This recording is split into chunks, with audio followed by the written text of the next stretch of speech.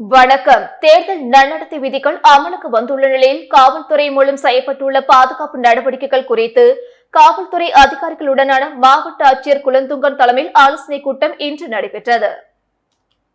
புதுச்சேரி பாராளுமன்ற மக்களவைத் தேர்தல் அறிவிக்கப்பட்டதை தொடர்ந்து புதுச்சேரியில் தேர்தல் நன்னடத்தை விதிகள் அமலுக்கு வந்துள்ளன. இதனையடுத்து மாநிலம் முழுவதும் பாதுகாப்பு ஏற்பாடுகள் காவல்துறை மூலம் செய்யப்பட்டுள்ளது.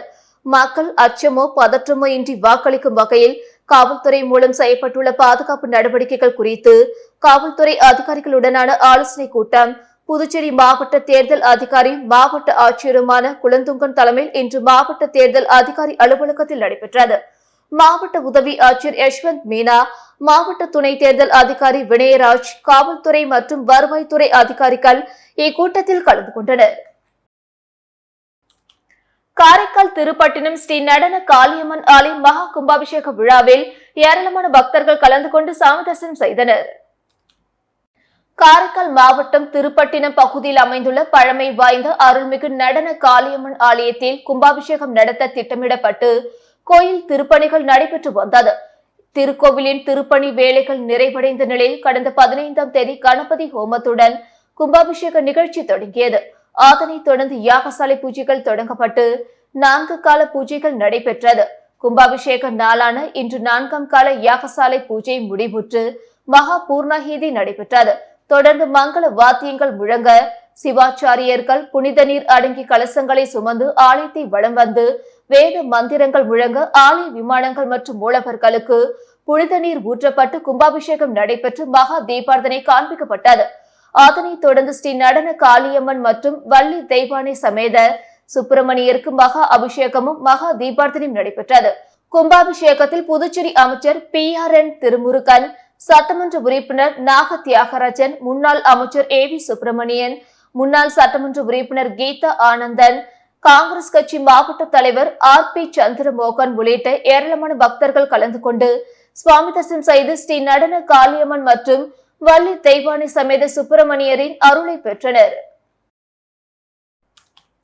தேர்தல் பணிகளில் ஈடுபடும் அரசு ஊழியர்கள், காவலர்கள், ஊடகம் உள்ளிட்ட பணியாளர்கள் தேர்தல் பணி சான்றிதழ் பெற்று ஓட்டளிக்க வசதி செய்யப்பட்டுள்ளதாக புதுச்சேரி மாவட்ட தேர்தல் அதிகாரி குலந்துங்கன் தெரிவித்துள்ளார்.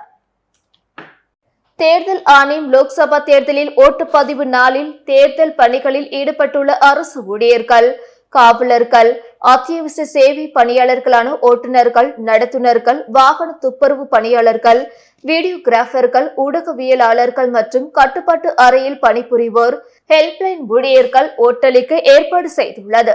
சம்பந்தப்பட்ட உதவி தேர்தல் அதிகாரியால் அரசு ஊழியர்களுக்கு தேர்தல் பணி சான்றிதழ் பெறும் விண்ணப்பம் 2வது தேர்தல் பயிற்சி அமர்வின் போது விநியோகிக்கப்படும். படிவம் 12A-வின் அடிப்படையில் உதவி தேர்தல் அலுவலர் படிவம் 12B வழங்குவர். தேர்தல் பணி சான்றிதழை அரசு அலுவலர்களுக்கு சம்பந்தப்பட்ட உதவி தேர்தல் நடத்தும் அலுவலர் 3வது தேர்தல் பயிற்சியின் போது மற்றவர்களுக்கு ஓட்டுப்பதிவுக்கு 2 நாள் முன்னதாக விநியோகிப்பர். அந்த வாக்காளர்கள் தங்களுக்கு ஒதுக்கப்பட்டுள்ள ஓட்டு சாவடியிலோ அல்லது அருகில் உள்ள ஓட்டு சாவடியிலோ தேர்தல் பணி சான்றிதழை கொண்டு ஓட்டளிக்கலாம் என குறிப்பிடப்பட்டுள்ளது.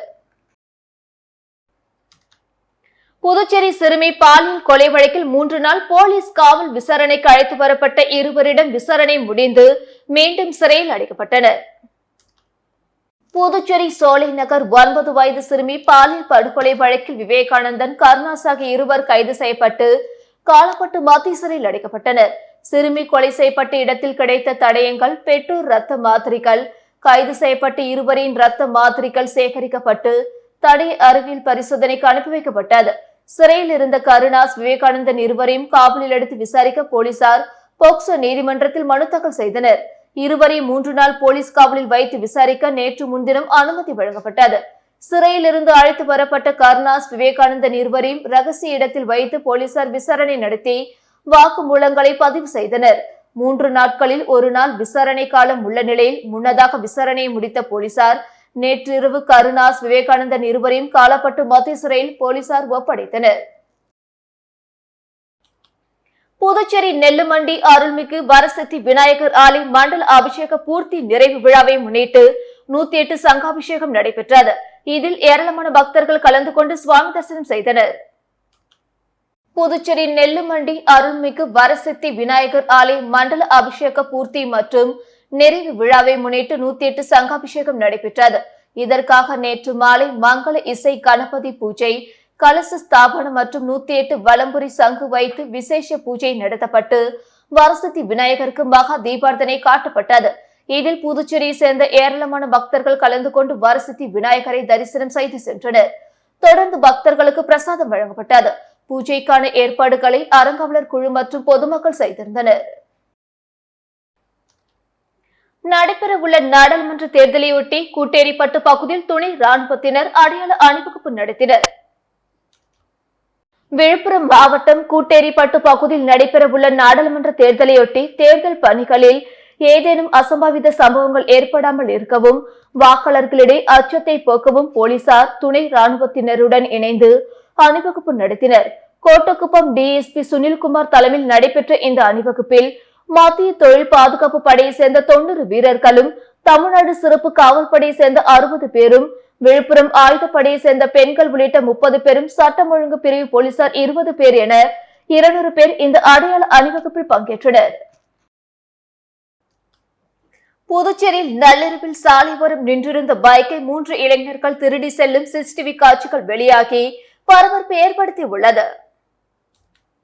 கடலூர் மாவட்டம் பெண்ணாடம் பகுதியை சேர்ந்த மணிபாரதி புதுச்சேரி தவளக்குப்பம் பகுதியில் உள்ள தனியார் பேக்கரியில் டீ மாஸ்டராக வேலை செய்து வருகிறார்.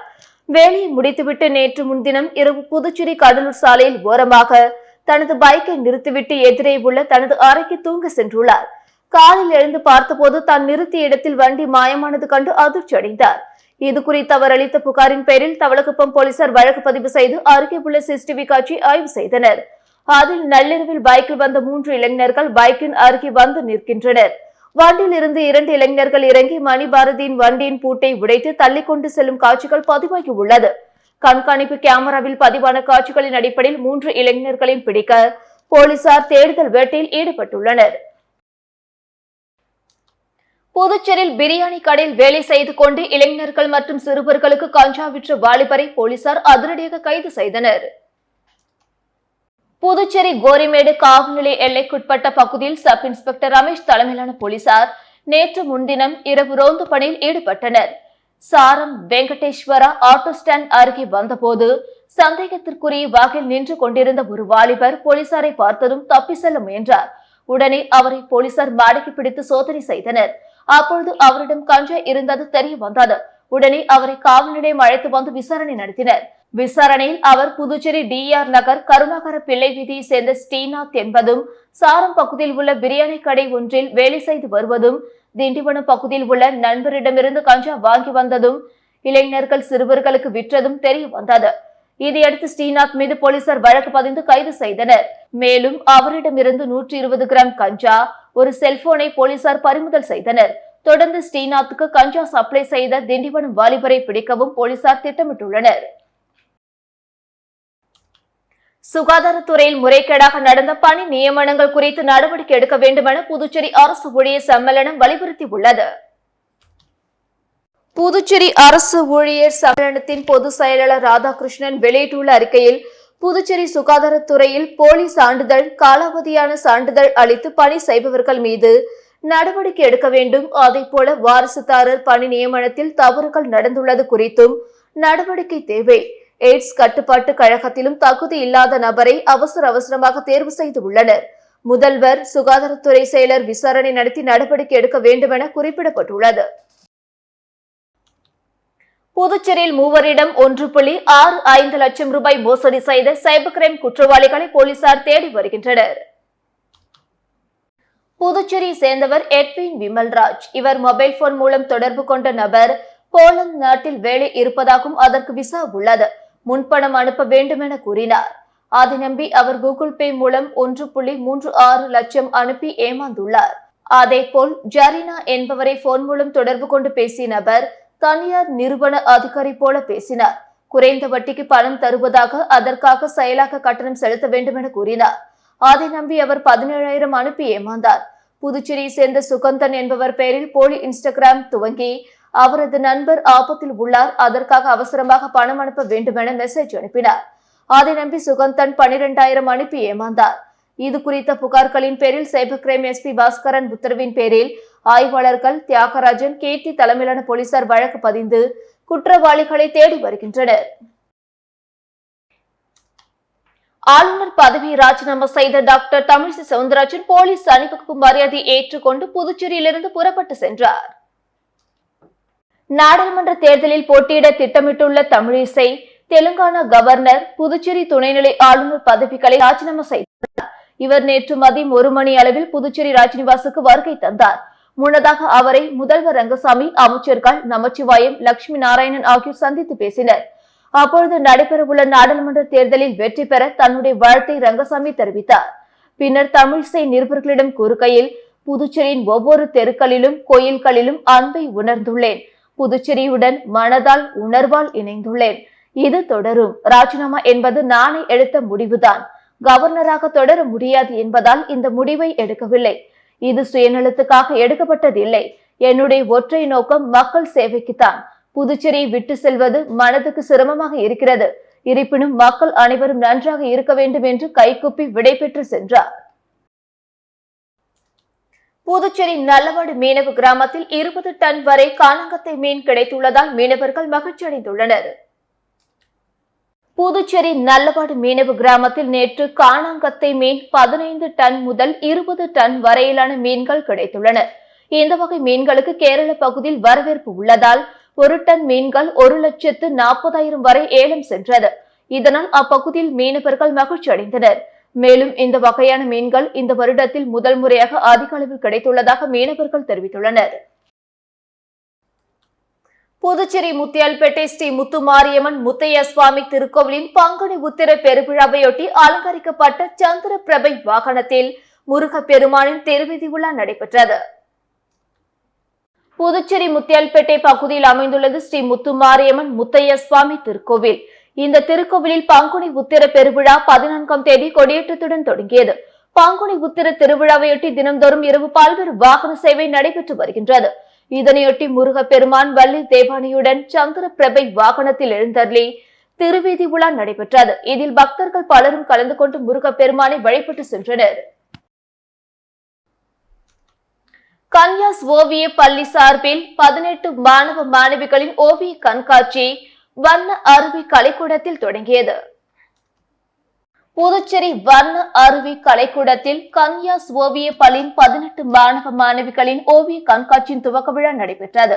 கன்யாஸ் ஓவிய பள்ளி நிறுவனர் சுஜாதா சங்கர் தலைமையில் நடைபெற்ற விழாவில் சிறப்பு விருந்தினராக கலை பண்பாட்டுத்துறை இயக்குநர் கலியபெருமாள் கலந்து கொண்டு குத்துவிளக்கேற்றி ஓவிய கண்காட்சி தொடங்கி வைத்தார். இதில் கன்யாஸ் பள்ளியின் 18 மாணவ மாணவிகளின் ஓவிய படைப்புகள் கண்காட்சிக்காக வைக்கப்பட்டிருந்தன. வரும் 24ஆம் தேதி வரை நடைபெறும் கண்காட்சியை இலவசமாக கண்டு கழிக்கலாம் என குறிப்பிடப்பட்டுள்ளது. மேலும் இந்த நிகழ்ச்சியில் கலிமாமணிகள், கந்தப்பன், சுகுமாரன், ரகுநாத் ஆகியோர் கலந்து கொண்டு வாழ்த்துரை வழங்கினார்கள்.